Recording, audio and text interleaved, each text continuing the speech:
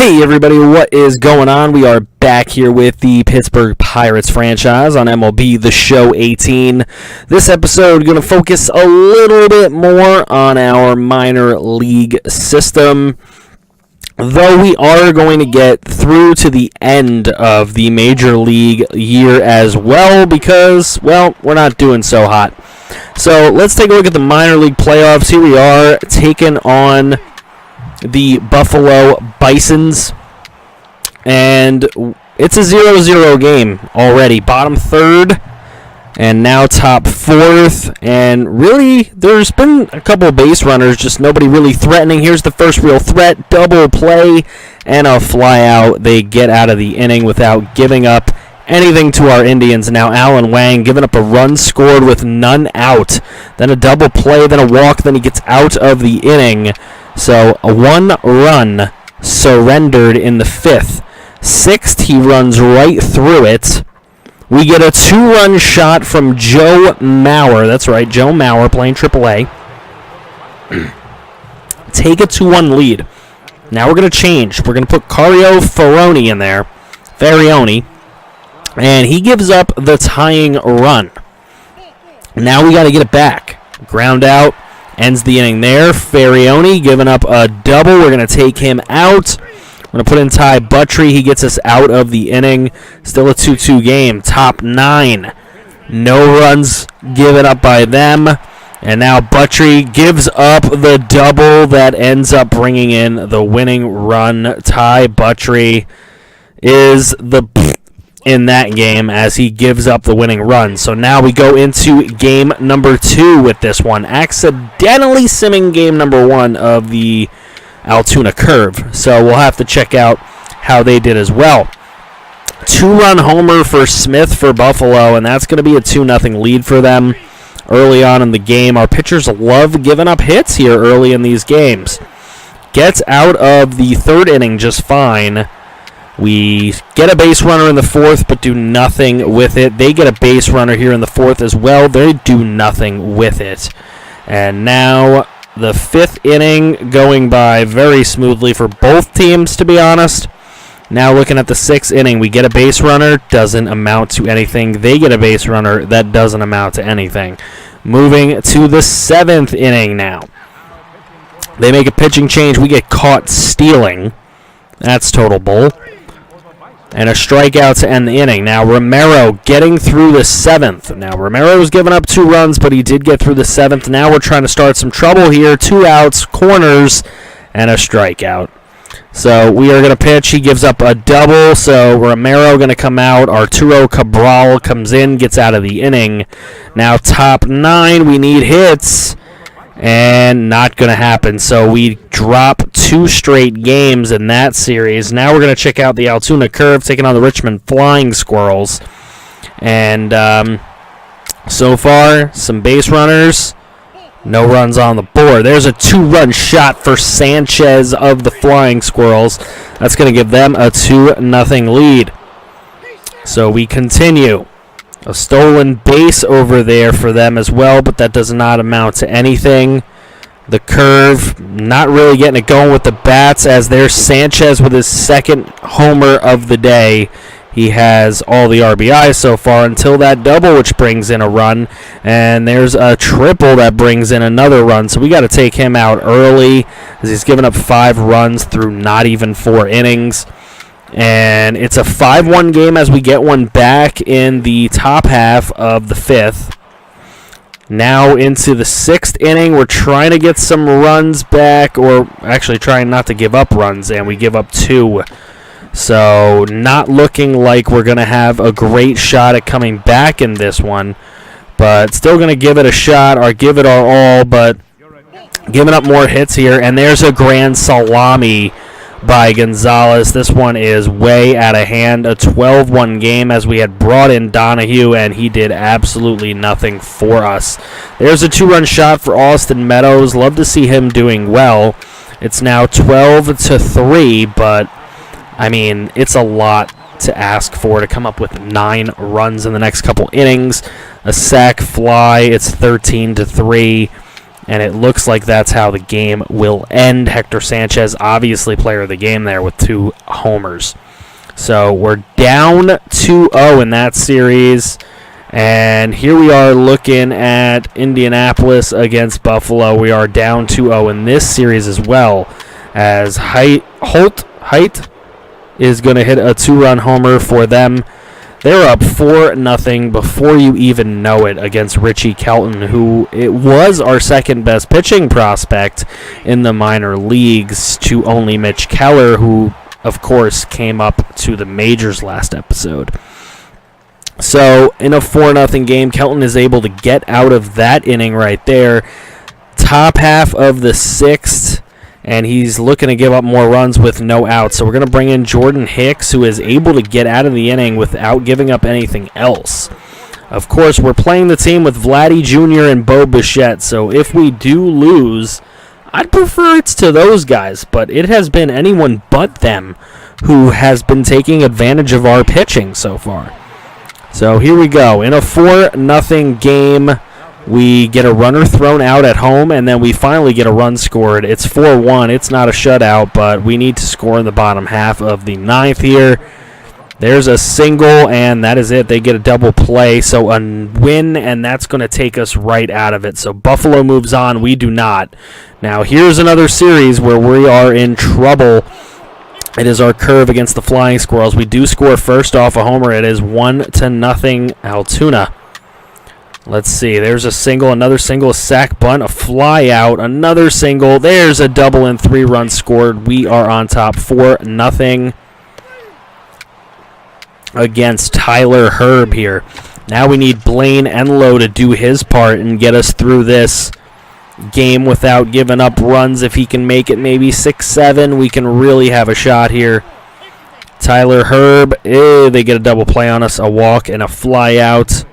Now there's a single and caught stealing, a double and a walk, and he gets out of the inning. So Blaine Enlow able to get through 5 pretty smoothly. Now we shall see if he can make it through 6. And he does. It is a 4-0 game as he gets through 6 innings. Austin Meadows is able to score another run. It is 5-0. Now a solo shot for Richmond as they're trying to climb back into this one here in the 8th inning.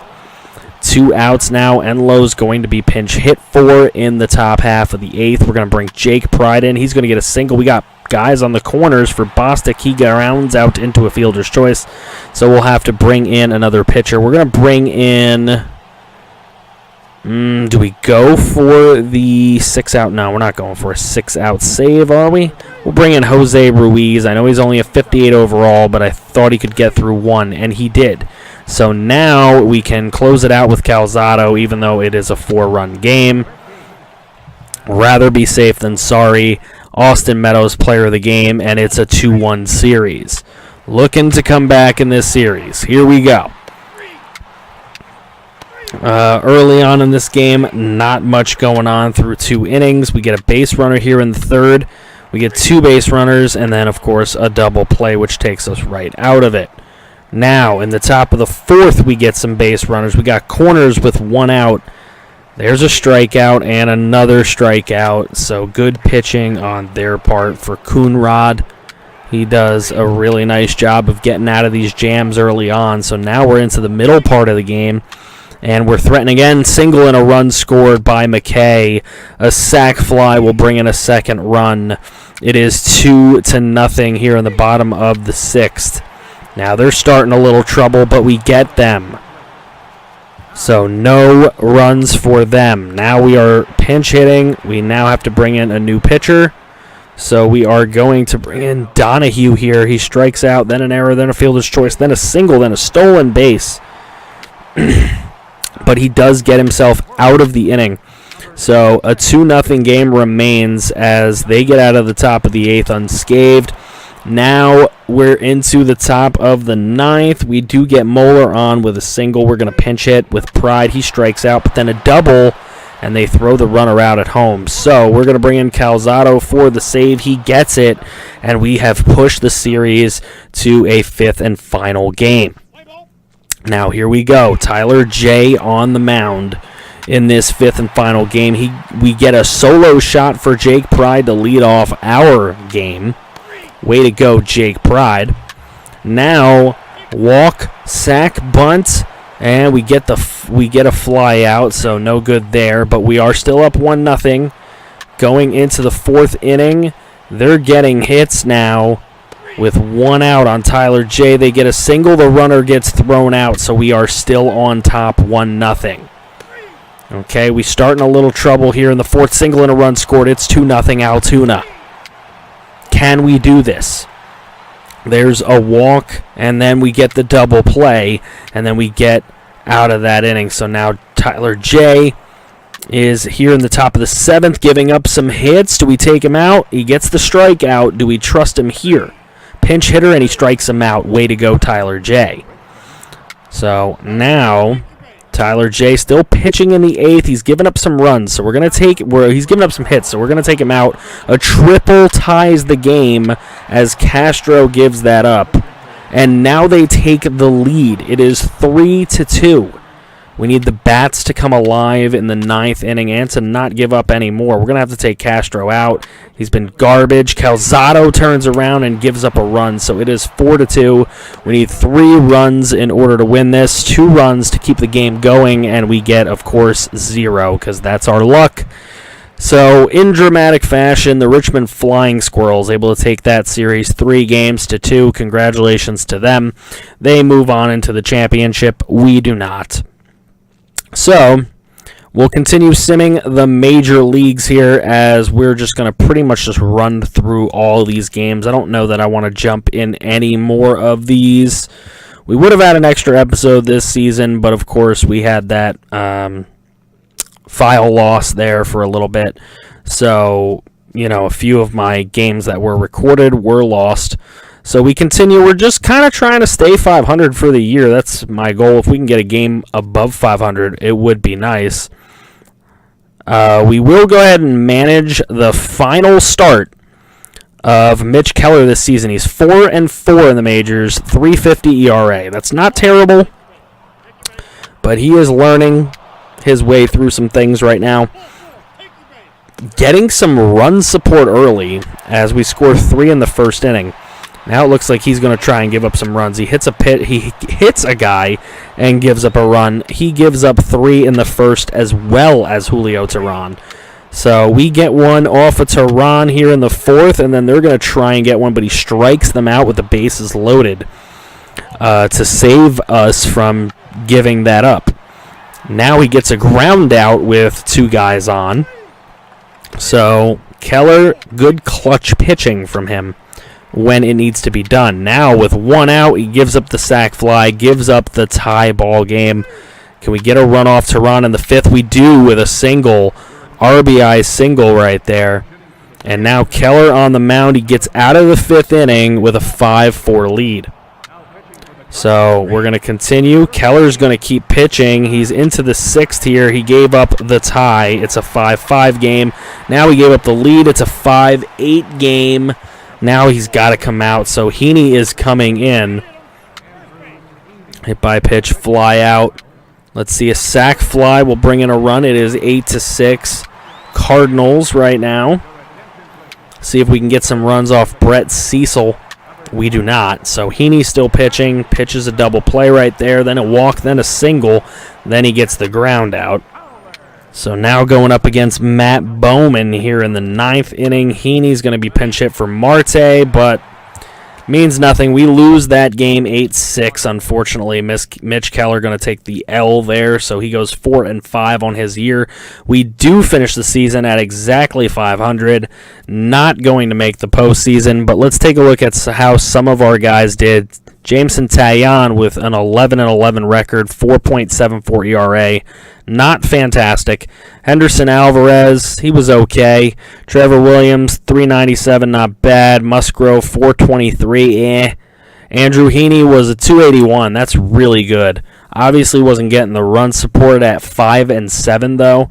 Mitch Keller, 4-5 with a 415. Not bad for, his first little bits of playing time this season. Let's take a look at how our Major League relievers did. Segras did very well. Yasiel Sierra was 6-2, but with over a 4 ERA. That's not great. Feliz had a 3.36. That ain't bad. Felipe Rivera, our closer, was 2-6 with a 4.69. That's not very good. We may have to look for a new closer eventually. Zachary Swain played really well for us in some games. He batted 262 this year. That's not bad. 264 from Bell with 30 home runs. So he definitely gave us some pop in the bat. Ryan Mata might end up being our second baseman before long, with Brandon Phillips on the outs probably. Martin Prado, Adam Frazier batted 285 with 12 homers. That ain't bad. Brett Gardner 303 with 5 home runs. We got a lot of production out of him. 237, 3 home runs out of Melky Cabrera. 244, 12 homers from Starling Marte. It might be time to part ways with him. He's in his 30s now, and he's only batting that for an average. 347. Was that a 347 or a 247 for Polanco? Wow, my eyes might be deceiving me. Nelson Cruz, of course, didn't bat well, but hit some homers. So there we are. We finished 15.5 out of the division. We finished 9 out of the wild card. Damn, that was close enough. Close. It wasn't great, but it wasn't bad. So there we go. Looking around the league. Wild card will be Yankees, Blue Jays. There's the Orioles winning the division. Congrats, Hobie. So we're taking a look now automatically. There we go. We moved way ahead, and the Orioles swept the Yankees. That's interesting. So it'll be the Astros and the Orioles, and the Cubs and the Dodgers in the NL. So let's see how that goes. It is going to, looks like it could be the Cubs. They're up 3-1. Astros up 2-1. As we continue the simulation here. It is a 2-2 series between the Orioles and the Astros. It's a 3-2 series between the Cubs. 3-2 Astros on top now. Game 7, the Cubs win it, and the Astros win in 6. So it'll be Cubs-Astros. Let's see how that goes. Astros take game number 1. Cubs take game number 2. It's a 1-1 series. Cubs take game 3. Cubs takes game 4. And the Cubs take game 5. So they rip off 4 in a row after losing game 1 to the Astros to win the World Series. Congratulations, Cubs fans. We are going to lose David Freese to retirement. Let me take a look at the rest of these guys. Miguel Cabrera due to ability. I doubt it. Robinson Cano due to ability. I doubt it. Those are guys that have ability. That is bleh, in my opinion. If you want to say age, that's one thing.